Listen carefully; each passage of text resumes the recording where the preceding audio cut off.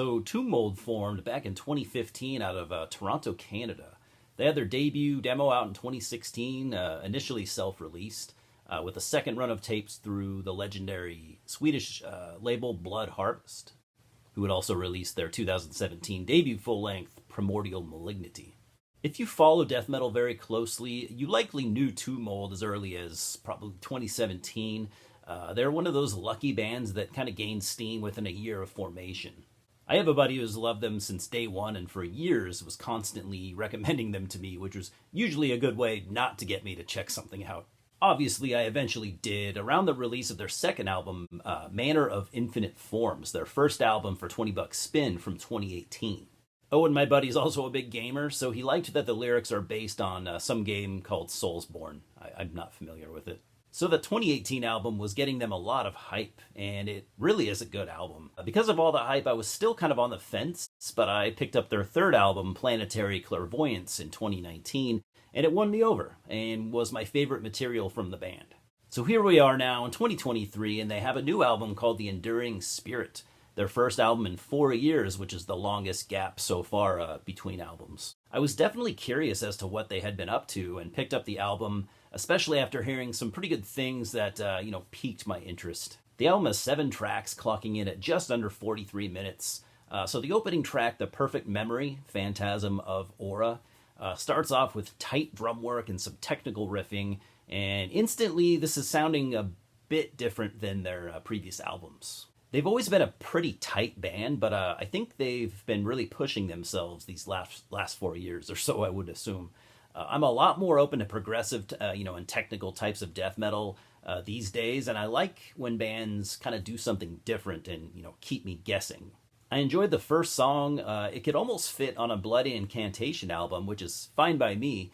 Maybe the Tomb Mold boys have been listening to that first Cynic album as well. Track 2, Angelic Fabrications, starts off a bit simpler, reminding me of prior albums, and this is the shortest song on the album at 3.5 minutes.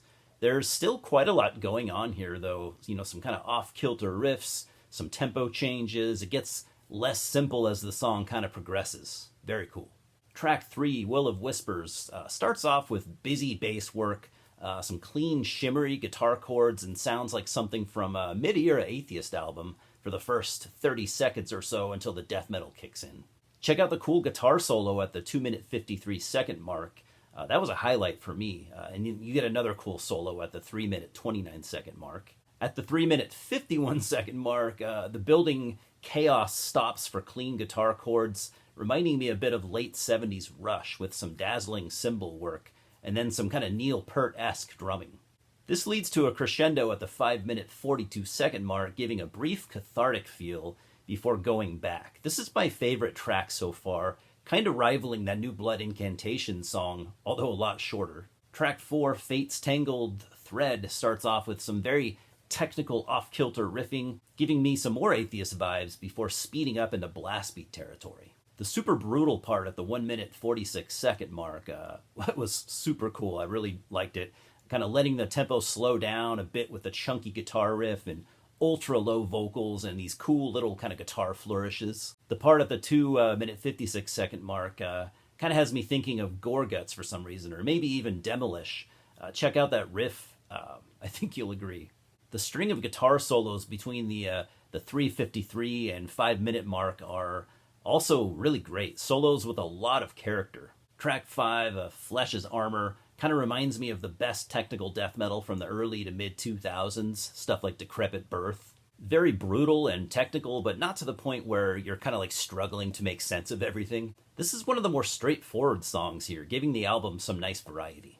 Also, don't miss that solo at the 3:40 mark. The solos throughout the album, I gotta say, are just all weird and super cool. Track 6, Servants of Possibility, is in a kind of a similar vein. Lots of odd time signatures, though. But it's the last track, The Enduring Spirit of Calamity, that is intimidating me before it even starts, seeing as how it clocks in at like 11 minutes and 36 seconds, but I'll do my best to talk about it.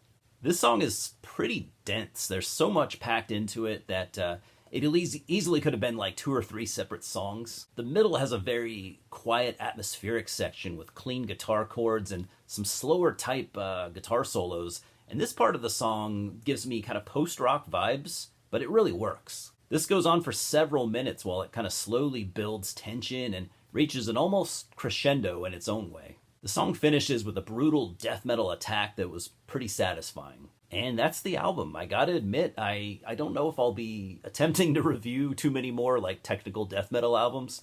I don't mind listening to them, but man, they're just hard to put into words, especially not being a musician. That said, I'm gonna give The Enduring Spirit a 7 out of 10. I enjoyed it, but maybe not as much as their previous two albums. And don't get me wrong, I'm all for the band pushing forward and growing. This one just didn't click with me as much as I would have liked. I really liked the guitar solos and the approach they took with writing them. Nothing generic or cliche sounding at all, very spacey, kind of alien sounding. And I really respect bands that take chances and move forward instead of just treading the same ground album after album. And I'm interested in seeing where they go next. I am expecting them to go into even more technical territory, but I could be wrong. Sometimes bands will kind of take steps back and become more simple. But if I were to guess, I think that they are going to continue down this path, and maybe I'm assuming their next album is going to be even more proggy and technical than this. But I don't know for sure. But I'm curious to hear it whenever it comes out. Hopefully, it's not another 4 years till we get another album from them. But anyways, guys, I want to hear your thoughts on this new Tomb Mold album. Did you think my description was accurate? And if you're a Tomb Mold fan, do you like this album more or less than like their previous albums?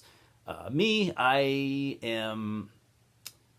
like it pretty close to the previous two full lengths. I think the quality is there's just as much quality as those two albums, but I maybe enjoyed it just a tad less.